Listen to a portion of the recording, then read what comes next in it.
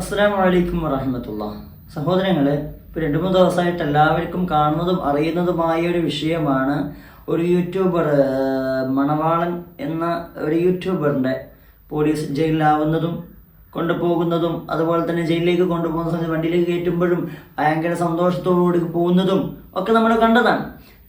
എനിക്ക് ഏറ്റവും ആശ്ചര്യപ്പെടുത്തൊരു കാര്യം, ഞാനിത് പറയുന്നത് ഓരോ ഉമ്മമാരും ചിന്തിക്കാൻ വേണ്ടിയാണ്, ഓരോ മാതാവും അറിയണം.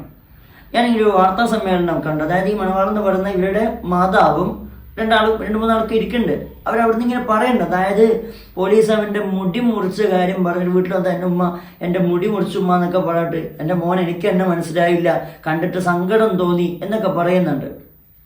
ഏതൊരു ഉമ്മമാർക്കും മക്കള് അവരിനി എത്ര വലിയ കുടുംബപാതകം ചെയ്താലും മക്കള് എന്നുള്ള നിലയ്ക്ക് ഒരു സ്നേഹം ഉണ്ടാകും, ഒരു വാത്സല്യം ഉണ്ടാകും, സങ്കടം ഉണ്ടാകും, ഓക്കെ. പക്ഷെ അതൊക്കെ പുറം ലോകത്തോട് ഇങ്ങനെ വിളിച്ചു പറയുമ്പോൾ ശ്രദ്ധിക്കേണ്ട ഒരു കാര്യമുണ്ട്. തൻ്റെ മകൻ ഏതൊരു കാര്യത്തിന് വേണ്ടിയാണ് പിടിക്കപ്പെട്ടത് എന്നറിയണം. മാത്രമല്ല ആ മുടി മുറിച്ചിട്ടുള്ളത് എന്തിനാണെന്ന് അറിയണം. ജയിലിലേക്ക് തൻ്റെ മകനെ കൊണ്ടുപോകുന്ന വെറുതെ അവിടെ സല്ലപിക്കാൻ കൊണ്ടുപോകണല്ല, കാര്യകാരണങ്ങൾ ഉള്ളത് കൊണ്ടാവാം. കാരണം രണ്ട് യുവാക്കളെ വണ്ടിയിടിച്ച് പരിക്കേൽപ്പിക്കാൻ കൊല്ലാൻ ശ്രമിച്ചതിന്റെ കേസിലാണ് പിടിക്കപ്പെടുന്നത്. മാത്രമല്ല ലഹരി മാഫിയയിൽ അടിമപ്പെട്ടു പോയിരിക്കുന്ന, ലഹരി കൊണ്ട് അമ്മാനമാടുന്ന അവസ്ഥയിലേക്ക് പോയിട്ടുള്ളതാണ്.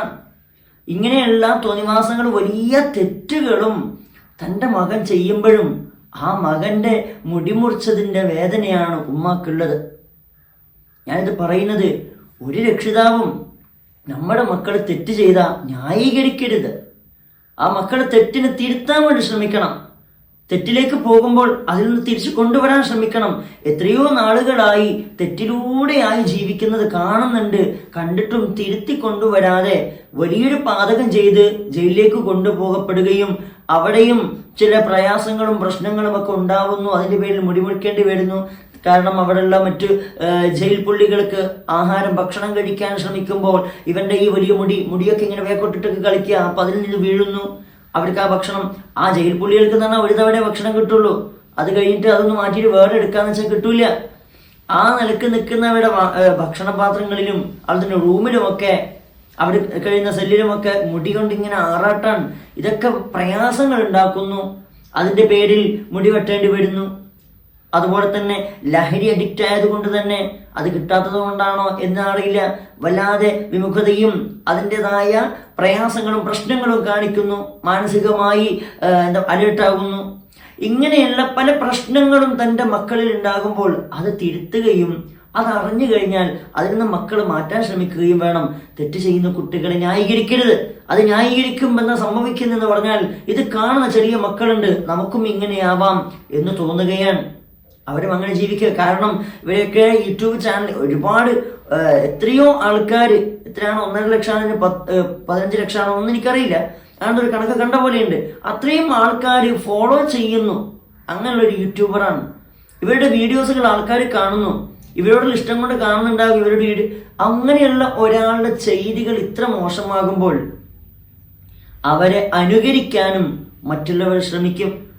അങ്ങനെയുള്ള മക്കളെ ന്യായീകരിച്ച് നിങ്ങൾ സംസാരിക്കരുത്. ഇത് മനസ്സിലാക്കേണ്ടത്, ആ വണ്ടി അടിച്ച് കൊല്ലാൻ ശ്രമിക്കുമ്പോൾ ആ യുവാക്കളുടെ ദേഹത്ത് വണ്ടി തട്ടുകയും അവർ മരണപ്പെടുകയും ചെയ്തിരുന്നുവെങ്കിൽ, ഈ മുടി വെട്ടിയതിൻ്റെ പ്രയാസം നിങ്ങൾ പറയുമ്പോൾ ആ കുട്ടികൾക്ക് എന്തെങ്കിലും പറ്റിയിരുന്നില്ല, ആ മാതാപിതാക്കളുടെ അവസ്ഥ എന്തായിരിക്കും? എത്ര വേദനയുണ്ടാകും? അതാര് നികത്തി കൊടുക്കും?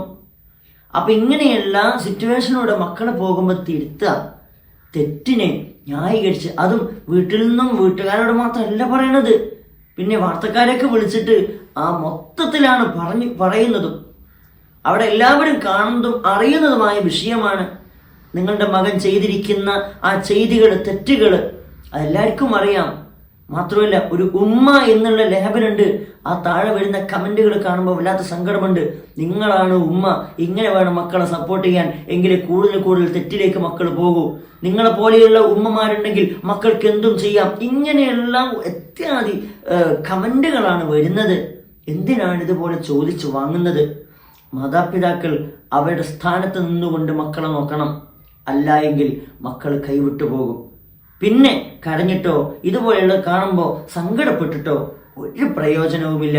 നാഥൻ നമുക്ക് മനസ്സിലാക്കാൻ തൗഫീഖ് നൽകട്ടെ.